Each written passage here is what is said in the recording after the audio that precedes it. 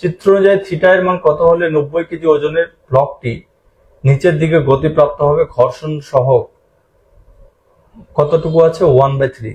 ঘর্ষণ সহক 1/3 দেওয়া আছে, তার মানে এখানে ঘর্ষণ সহক একটা দেওয়া আছে, তাহলে বুঝতে হবে এখানে ঘর্ষণ সহক এবং এখানে ঘর্ষণ সহক সেম। এর আগের অঙ্ক যেটা করলাম সেই অঙ্কটা কি ছিল, সেই অঙ্কটা ছিল দুইটা ঘর্ষণ সহক কিন্তু আলাদা আলাদা, এখানে একটা আলাদা ঘর্ষণ সহক ছিল, এখানে একটা আলাদা ঘর্ষণ সহক ছিল।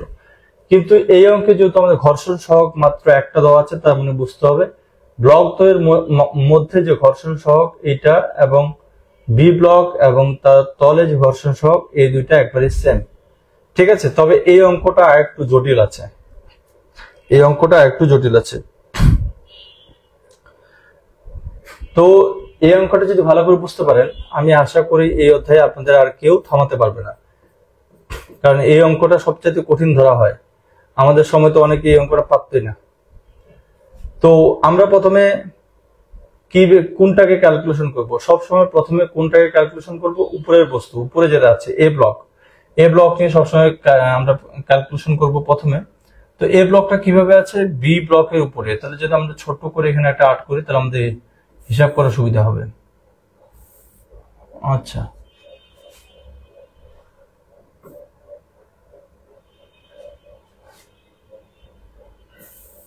ও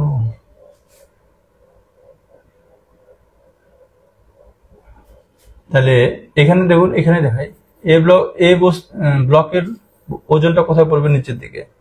কতটুকু? 30 কেজি। শুধু আমরা এ ব্লক নিয়ে কাজ করছি। এ ব্লকটা যদি এই তলায় আছে তাহলে রিঅ্যাকশন বলটা এই তলের সাপেক্ষে যাবে, এই তলের সাপেক্ষে, যেহেতু এটা এ ব্লক তাহলে আর এ রিঅ্যাকশনটা এ বরাবর গেছে। বস্তুর কি যদি এইদিকে টানা দেখানো হচ্ছে তাহলে ঘর্ষণ বলটা কোন দিকে কাজ করবে? এইদিকে, এটা এফ এ। তাহলে এই কয়েকটা মূলত এখানে বল কাজ করছে। তাহলে আমরা যদি এই সমান্তরালটাকে এক্স অক্ষ, মানে এই সমান্তরাল রেখাটাকে এক্স অক্ষ এবং এই সমান্তরাল রেখাটাকে ওয়াই অক্ষ ধরে ফিগার ডায়াগ্রাম অঙ্কন করি, তাহলে আমাদের সুবিধা হবে ডায়াগ্রাম অঙ্কন করতে। তাহলে ওয়াই অক্ষ বরাবর কি গেছে? ওয়াই অক্ষ বরাবর গেছে আর এ। ঠিক আছে, আর এক্স অক্ষ সমান্তরালে এই পাশে কি আসছে? এক্স অক্ষ সমান্তরালে এই পাশে আসছে এফ এ।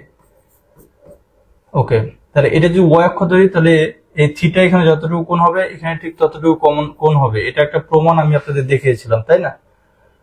এর আগের ক্লাসে দেখিয়েছিলাম। তো এখানে থিটা কতটুকু, এখানে এই থিটাটা আমাদের বের করতে হচ্ছে, এই মানটা তো অনেক। এখানে ওজন কতটুকু? 30 ডিগ্রি, 30 কেজি। আর এই পাশে একটা আছে, এই পাশে কি আছে? এটাকে টান ধরবো, টি টান, যেটাকে বাঁধে রাখছে, এ ব্লকটাকে বাঁধে রাখছে একটা রশির সাহায্যে এখানে। তাহলে এটা টি টান কাজ করছে। তাহলে আমরা এখানে লিখতে পারি 4a ব্লক, 4a ব্লক। এ ব্লকের ক্ষেত্রে যদি আমরা ক্যালকুলেশন করি তাহলে আমরা প্রথমে এখানে ক্যালকুলেশন করব summation of vertical force equal to 0, upward থাকবে পজিটিভ। তাই ভার্টিক্যাল ফোর্স এখানে কি আছে? উপরের দিকে আছে আর এ, তাই এটা পজিটিভ। আর এখানে দুটো অংশ, একটা এই বরাবর যাচ্ছে, একটা এই বরাবর। তাহলে এইটা নিচের দিকে, তাহলে নেগেটিভ মাইনাস কতটুকু? 30। এখানে কি হবে? cos থিটা হবে, যেহেতু যার সাথে কোণ তার অনুভূমিক আছে cos থিটা ইকুয়াল টু 0। তাহলে এখানে কি আসবে? আর এ ইকুয়াল টু 30 cos থিটা। কিভাবে 30 cos থিটা হলো এটা আশা করি আপনারা সবাই পারবেন, কারণ প্রথম থেকে যারা ক্লাস করছেন এগুলো প্রথমে খুব ভালো করে ভেঙে ভেঙে বোঝানো হয়েছে, তাই না? তাহলে আমরা এখানে এখন ক্যালকুলেশন করব summation of horizontal force equal to 0, ডান দিকে পজিটিভ। তাই ডান দিকে কি আছে? ডান দিকে আছে টি বল, তাই টি পজিটিভ। আচ্ছা, টি এর অপোজিটে এই পাশে একটা এই অংশটা আছে, এই অংশ কতটুকু হবে? যেহেতু বাম দিকে তার নেগেটিভ, 30 sin থিটা। এদিকে একটা উপাংশ আছে, সেটা হচ্ছে এফ এ ইকুয়াল টু 0, এটাই। তাহলে আমরা যদি শুধু এখানে ক্যালকুলেশন করি, টিটা এখানে রাখলাম, এটা এফ এ এই পাশে গেলে মাইনাস এফ এ, এই পাশে পজিটিভ এফ এ, এখানে মাইনাস 30, এই পাশে প্লাস 30 sin থিটা, এইটা এখানে রাখলাম। তাহলে এটা এ ব্লকের জন্য ক্যালকুলেশন হয়ে গেল। এখন 4b ব্লক, 4b ব্লক।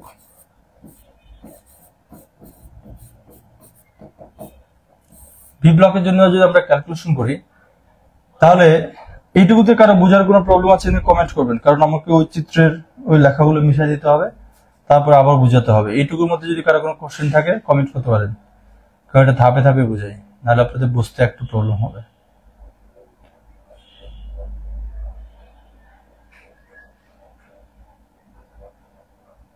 আচ্ছা, আশা করি আপনাদের কারো কোনো কোশ্চেন নেই।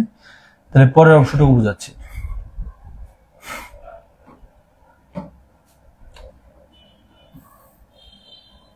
এটা মিশাই দিই। আচ্ছা, এখন আমরা যেটা অঙ্কন করব সেটা কার জন্য? সেটা হচ্ছে বি ব্লকের জন্য। বি ব্লকের ওজন কোথায় পড়বে? সরাসরি নিচের দিকে। কতটুকু? 90 কেজি। এখন এ বস্তুর এখান থেকে রিঅ্যাকশন দেওয়া হয়েছিল এই পাশে। এ বস্তু যতটুকু উপরে রিঅ্যাকশন গেছে সেটা কার উপর দিয়ে গেছে? বি বস্তুটা এ বস্তুকে রিঅ্যাকশন দিয়েছে। ওই রিঅ্যাকশনটাই এবার এ বস্তুর এই বরাবর চলে যাবে। এই রিঅ্যাকশনটা এই বস্তু এই বরাবর চলে যাবে। এটা কি? আর এ বস্তু যতটুকু, যেমন আমি এই ফোনটাকে যতটুকু চাপ বল প্রয়োগ করব, ফোর্স, ওইটা আমাকে ততটুকু রিঅ্যাকশন দিবে, তাই না? রিঅ্যাকশন বল যতটুকু দিব রিঅ্যাকশন ততটুকু দিবে, এবং যে কোণে দিব রিঅ্যাকশনটা ঠিক সেই অ্যাঙ্গেলে দিবে। তো এই বস্তুটা যখন এখানে ছিল, এই বস্তু এটাকে রিঅ্যাকশন দিচ্ছে, সেটা পরিমাণ কতটুকু? ডাব্লিউ আর এ। তো এখন যখন এটার জন্য ক্যালকুলেশন করব, তখন এটা যেই বরাবর রিঅ্যাকশন গিয়েছিল এখন নিচের দিকে সেই বরাবর কাজ করবে বি বস্তুর উপরে। আর বি বস্তু একটা ওজন আছে, সেটা এই তলে পড়তেছে। এই কারণে বি বস্তুটা যেহেতু এই তলে আছে, তাহলে এই কারণে এই তল থেকে একটা রিঅ্যাকশন যাবে এদিকে। সেটা কি হবে? সেটা এই বরাবর আসবে আর বি, যেহেতু বি বস্তু একটা তলে আছে সেই তল বরাবর রিঅ্যাকশন যাবে। আচ্ছা, বস্তুটা কোন দিকে আসবে? এদিকে আসবে। তার ঘর্ষণ বলে এখানে একটা কাজ করবে যেটা এফ এ, এবং ঘর্ষণ বলে এখানে একটা কাজ করবে যেটা এফ বি। দুটো উপর দিয়ে কাজ করবে, যেহেতু বস্তুটা নিচের দিকে গড়ায় পড়বে। যেহেতু বস্তুটা নিচের দিকে গড়ায় পড়বে, দুইটা ঘর্ষণ বল উপর দিয়ে কাজ করবে। তাহলে বস্তুর ওজন এবং রিঅ্যাকশনের মধ্যবর্তী কোণ কতটুকু হবে? থিটা। এখানে যে কোণটা হবে এখানে সেই কোণ হবে, এটা আমরা পড়েছিলাম, তাই না? তো ঠিক একইভাবে আমরা যদি এটাকে এক্স অক্ষ ধরি, এটাকে ওয়াই অক্ষ ধরি, তাহলে আমরা খুব সহজেই একটা ফ্রি বডি ডায়াগ্রাম অঙ্কন করতে পারি। এক্স অক্ষ বরাবর নিচের দিকে সরাসরি গেছে আর এ, তাহলে এখানে আর এ দিতে পারি। আর এ থেকে বাম দিকে থিটা কোণে কাজ করেছে। থিটা কি কোণে? থিটা কোণে কাজ করেছে কতটুকু? 90 কেজি। তাহলে আমরা এখানে লিখতে পারি 90 কেজি। আচ্ছা, এক্স অক্ষর বাম পাশে দুইটা ঘর্ষণ বল কাজ করেছে, একটা এফ এ আর একটা এফ বি, এখানে লিখে দিলাম। এই রিঅ্যাকশন বল বি ব্লক, যেহেতু এটার জন্য রিঅ্যাকশন বল উপরে দিয়ে গেছে আর বি। এই হচ্ছে মোটামুটি আমার বল, ঠিক আছে? এর বাইরে আর কোনো বল কাজ করেনি। যেহেতু এর বাইরে আর কোনো বল কাজ করেনি, তাহলে আমরা এখন এগুলো নিয়ে ক্যালকুলেট করব। বি ব্লকের ক্ষেত্রেও ঠিক একইভাবে সামেশন অফ ভার্টিক্যাল ফোর্সটাকে ক্যালকুলেশন করব। Summation of vertical force equal to 0, upward positive. তা ভার্টিক্যাল ফোর্স আপওয়ার্ড কি কি আছে? উপরে আছে আরবি, এটা নিচের দিকে, তাই এটা নেগেটিভ মাইনাস আর এ, আর এটা দুটো অংশ, একটা এই বরাবর একটা এই বরাবর। নিচের অংশ কি হবে? 90 cos থিটা, যেহেতু নিচের দিকে, তাহলে minus 90 cos theta equal to 0। আমরা এখান থেকে এই পাশে রাখতেছি আরবি, বাকিগুলোকে সবকিছু এই পাশে নিয়ে যাই। এই পাশে মাইনাস আর, এই পাশে গেলে প্লাস আর এ, এই পাশে মাইনাস 90, এই পাশে গেলে plus 90 cos theta equal to 0। Sorry, এখানে আর 0 লেখার দরকার নেই। তো এইটুকু আশা করি বুঝতে পেরেছেন। যদি কারো কোনো প্রশ্ন থাকে, এইটুকু না বুঝে থাকেন, তাহলে কমেন্ট করতে পারেন। যদি কারো কোনো প্রশ্ন থাকে বা না বুঝেন এইটুকু, তাহলে কমেন্ট করবেন। তাহলে এখন আমরা দ্বিতীয়টা ক্ষেত্রে যদি ক্যালকুলেশন করি, summation of horizontal force equal to 0, ডান দিকে পজিটিভ। তাহলে হরিজন্টাল ফোর্স কি কি আছে? ডান দিকে আছে এফ এ, তাহলে পজিটিভ, আবার আছে এফ বি।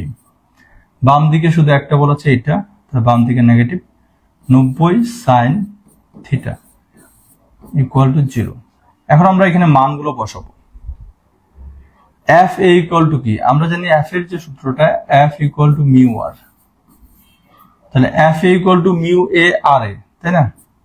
তাহলে মিউ এর মান কতটুকু? মিউ এর মান সবার জন্য, মিউ মানে হচ্ছে ঘর্ষণ সহগ, সবার জন্য 1/3, এখানে দুটোর জন্য 1/3 এফ এ। তাহলে আমাকে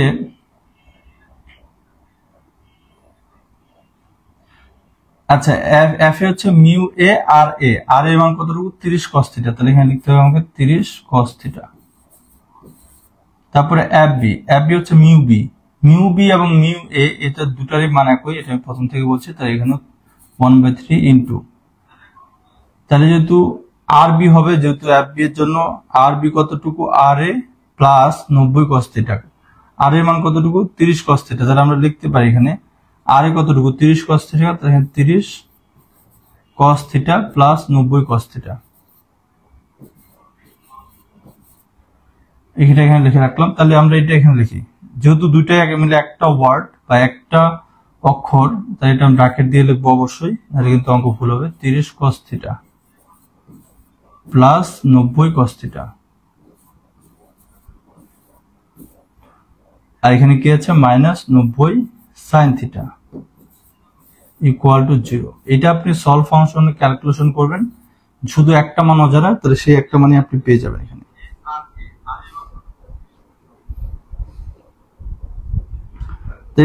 এটা যদি আমরা ক্যালকুলেট করি কি আসবে, সবাই আমার সাথে সাথে ক্যালকুলেট করবেন, তাহলে কারো ভুল হলে সেটা ধরা পড়বে।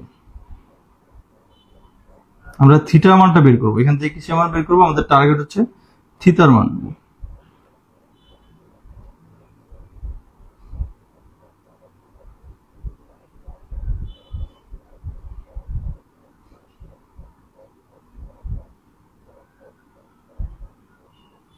তিরিশ cos theta plus 90 cos theta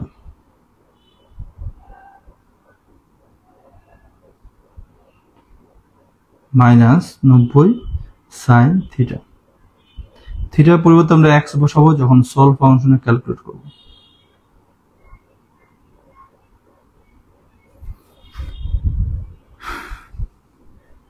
আপনারা ক্যালকুলেশন করতে, এটা আপনাদের ক্যালকুলেশনে কত আসে একটু কমেন্ট করে জানাবেন।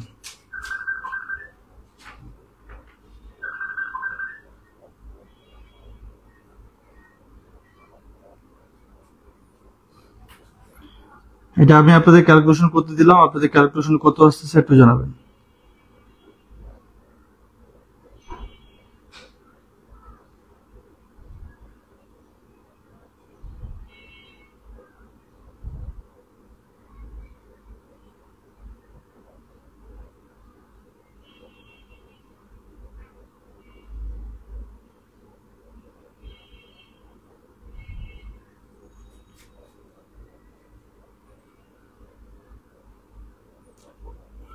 আচ্ছা আচ্ছা, এখানে একটা জিনিস যে আপনারা ক্যালকুলেশন করলে এখানে ক্যালকুলেশনটা হবে না, কারণ আমাদের এখানে সলভ ফাংশনের ক্যালকুলেশন হবে না। কেন হবে না? কারণ এখানে cos থিটা আছে, একটা sin থিটা আছে, cos থিটা আছে। তাহলে আমরা এখানে কেটে কেটে ক্যালকুলেশন করি। তাহলে 3 যদি 30 করে এখানে দেয়, তাহলে 10, 3 10 30, তাহলে এখানে কি থাকলো? tan cos theta. tan cos theta আমাদের এখানে ভেঙে ভেঙে ক্যালকুলেশন করতে হবে, কারণ এখানে cos থিটা এবং sin থিটা আছে, দুই রকম থাকলে আমাদের কিন্তু ক্যালকুলেশন হবে না, কারণ cos থিটা আলাদা একটা জিনিস, sin থিটা আলাদা একটা জিনিস। এখানেও যদি cos থিটা থাকতো তাহলে ক্যালকুলেশন করা যেত। যাই হোক, আমরা ভেঙে ভেঙে করতেছি। তাহলে এখানে 3 দিয়ে 30 কে কাটলাম, তাহলে 10 cos থিটা থাকলো। 3 দিয়ে এটাকে কাটবো, এখানে থাকবে কি? Plus 10 cos theta, 10 cos theta. 3 দিয়ে 90 কে কাটলে কতটুকু থাকবে? 30 cos theta, 30 cos theta minus 90 sin theta. এটাকে যদি এই পাশে ট্রান্সফার করে দিই, এই পাশে মাইনাস আছে, এই পাশে প্লাস 90 sin থিটা। তাহলে আমরা এখানে যদি দেখি কতটুকু টোটাল কতটুকু আসে? 10, 10 এ 20, তাহলে 20 আর 30 এ কতটুকু? 50, তাই না? 50 cos থিটা ইকুয়াল টু থাকলো 90 cos থিটা, 90 sin থিটা। তাহলে আমরা এটা এই পাশে লিখলাম, এটাকে যদি সামনে নিয়ে আসে, তাহলে এখানে 90 sin থিটা, আর এটাকে আমরা এটাকে এই পাশে নিলে আসবে 50 cos থিটা। এখন ইজি হয়ে গেল। এখন আমরা এটাকে কি করব? জায়গার স্বল্পতা, তাই তো? আচ্ছা, আমি এখানে লিখতেছি তাহলে এই 90টাকে এই পাশে পাঠিয়ে দেবো, এখানে সাইন থিটা আছে, কস থিটাকে এই পাশে নিয়ে নেবো, তাহলে উপরে থাকলো কি সাইন থিটা, আর এই কস থেকে যদি এই পাশে নিয়ে আসি নিচে আসবে কস থিটা ইকুয়াল টু কতটুকু, এই পাশে আসে 50, এই পাশে 90টা এই পাশে পাঠিয়ে দিব, তাহলে উপরে থাকলো 50, নিচে থাকলো 90। তাহলে sine theta by cos theta মানে কি ট্যান থিটা, এটা সূত্র আছে তাই না, sine theta by cos theta tan theta, 0 0 কাটা যাবে, তাহলে 5/9। এখন আপনি এখান থেকে সুন্দর করে থিটা মানটা পেয়ে যাবেন, ট্যানটাকে ওই পাশে দিলে ট্যান ইনভার্স হয়ে যাবে, কি হয়ে যাবে ট্যান ইনভার্স। ট্যান ইনভার্স করে এখন ক্যালকুলেশন করেন, দেখবেন ইজিলি চলে আসছে। ট্যান ইনভার্স উপরে আছে না 5, নিচে 9, একবারে ইজিলি চলে আসছে কতটুকু 29.054 ডিগ্রি, এটা একটা অ্যান্সার। ঠিক আছে, তাহলে এইভাবে ক্যালকুলেশন করতে হবে এটাতে।